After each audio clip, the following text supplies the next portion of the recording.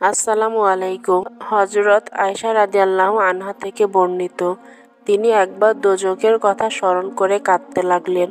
হযরত রাসূল সাল্লাল্লাহু আলাইহি ওয়াসাল্লাম বললেন, কে তোমাকে কাঁদালো? হযরত আয়েশা রাদিয়াল্লাহু আনহা বললেন, আমি দোজখের ভয়ে কাঁদছি। আপনি কি কিয়ামতের দিন আপনার পরিবারের কথা স্মরণ রাখবেন? রাসূল সাল্লাল্লাহু আলাইহি ওয়াসাল্লাম বললেন, তিনটি স্থানে কেউ কাউকে স্মরণ রাখতে পারবে না। ১. মিজানের আমল পরিমাপক বস্তুর কাছে যতক্ষণ না জানতে পারবে তার নেকির পাল্লা ভারী হয়েছে না হালকা।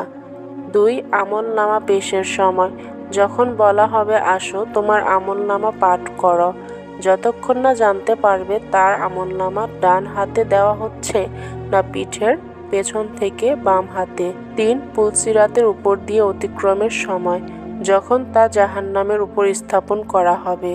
দেখুন, আয়েশা রাদিয়াল্লাহু আনহা ইবাদত বন্দিগিতে মশগুল থাকা সত্ত্বেও আখিরাতের ব্যাপারে নিশ্চিত হননি, বরং রীতিমতো কাঁদতেন। অথচ তার জীবন এতটাই পূতপবিত্র ছিল যে স্বয়ং আল্লাহ তার কাছে সালাম পাঠিয়েছেন এবং তার ব্যাপারে কোরআন মাজিদের 10টি আয়াত নাজিল হয়েছে।